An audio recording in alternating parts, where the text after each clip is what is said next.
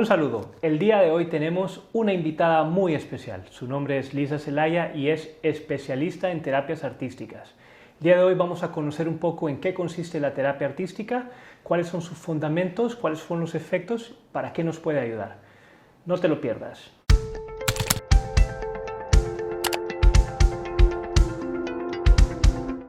Lisa, un gusto estar contigo el día de hoy. Muchas gracias por invitarme, Ricardo, sobre todo a hablar de algo que me apasiona tanto. Encantado aquí de tenerte, excelente. Queremos que nos contes un poquito acerca de qué consiste la terapia artística. Con gusto. Bueno, las terapias artísticas son un conjunto de terapias que básicamente utilizan el arte como un medio psicoterapéutico para poder trabajar desde la prevención hasta también pues, diagnóstico y tratamiento, ¿verdad? Voy a hablar un poquito de cuáles son estas terapias, ¿verdad? Porque cuando decimos terapias artísticas, pues son muy amplias. Claro. Entonces, arteterapia, musicoterapia, danzaterapia, teatroterapia, y pues básicamente cada una de ellas persigue, según el lenguaje artístico, diferentes, digamos, como metodologías. En el caso de arteterapia, que busca más como a través de los materiales artísticos, pues brindar un proceso terapéutico que persigue básicamente el desarrollo y canalización socioemocional, ¿verdad? Porque probablemente las personas que buscan este tipo de terapia tal vez no son muy buenos hablando, o la parte verbal no es como, digamos, como su principal medio de comunicación, ¿verdad? Entonces, he leído mucho que también en el tema emocional, en el ámbito emocional, creo que tiene un impacto muy grande, ¿no? En apoyar a las personas. Y de hecho, aquí viene como un poco también el motor de las terapias artísticas, pues la parte emocional. ¿Por qué? Porque universalmente hablando, el arte conecta mucho con la emoción. O sea, no sé, vamos a ver una obra de teatro, claro, vamos a un concierto de música clásica, creatividad, ¿no? Sí, vemos una obra de Van Gogh y eso te conecta con algo internamente, ¿verdad? Entonces, el arte como tal, universalmente, sin ser terapia, ya te conecta con la emoción. Claro. Entonces, ya a nivel terapéutico, pues es como a través del arte se vuelve como un trinomio, donde está la obra o los materiales, el terapeuta y luego la conexión, la ¿verdad? Conexión la conexión que al final del es individuo, del ¿no? individuo con él. Entonces, terapeuta, obra y paciente, ¿verdad? O cliente, como le quieran llamar. Y al final del día es como ese trinomio nos permite durante el proceso creativo intervenir, porque probablemente me llegan muchas personas que dicen, bueno, yo quiero aprender a pintar o quiero clase de, sí, como de arte, pintura. Cabal. Entonces como yo creo que me he dedicado mucho como a explicar. Exactamente, a explicarle a la gente que pues no son clases de arte, que vos puedes hacer arteterapia, cualquier persona puede hacer arteterapia, que pues tenga dos manos y tenga la necesidad, ¿verdad? Y disposición de... Entonces, básicamente, durante ese proceso, pues se mueven estructuras mentales, evidentemente, pues, desde las funciones ejecutivas, como obviamente atención, planificación.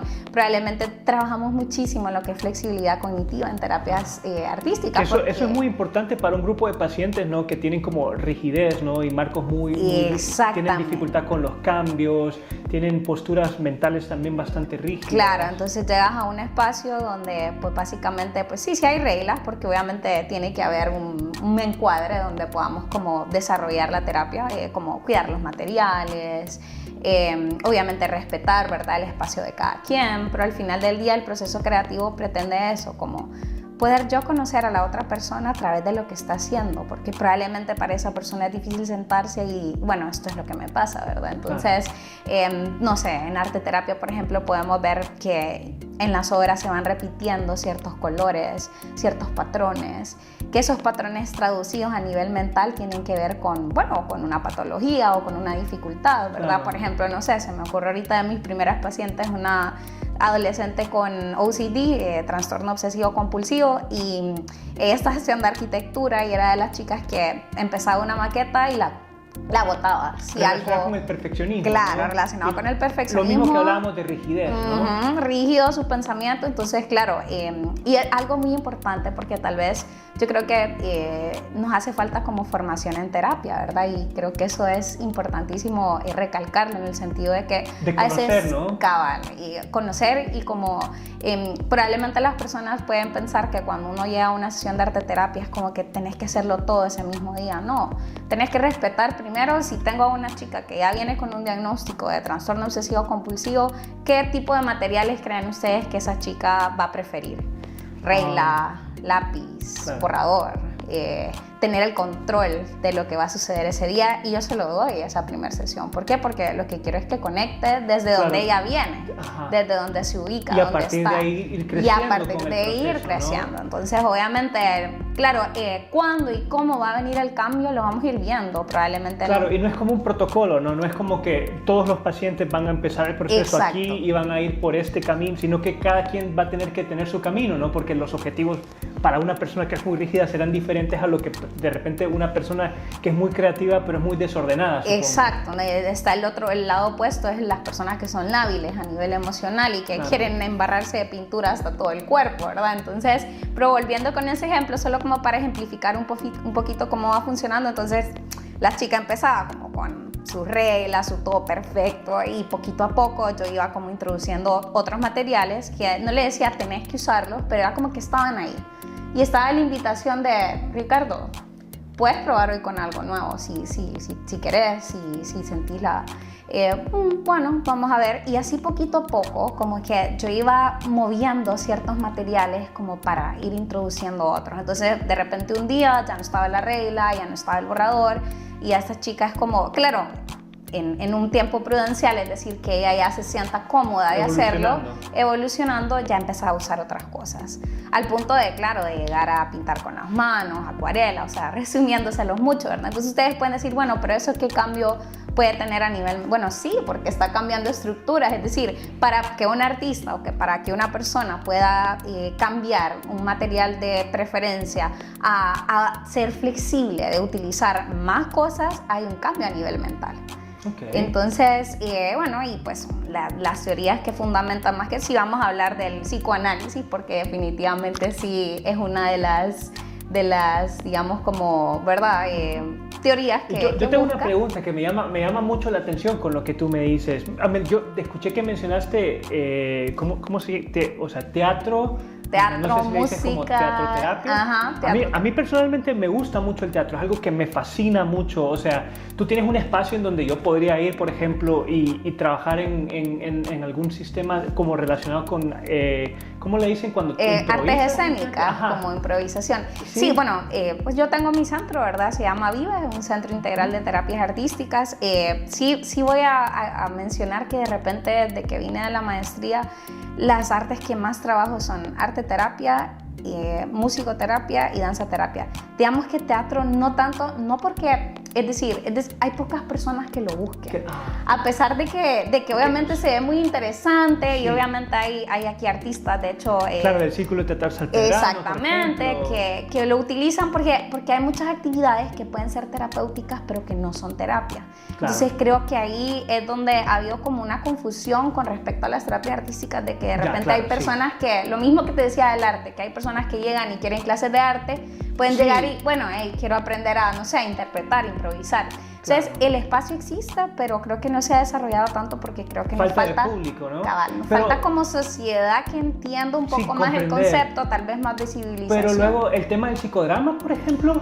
De Moreno, ¿verdad? Claro. Pero genial.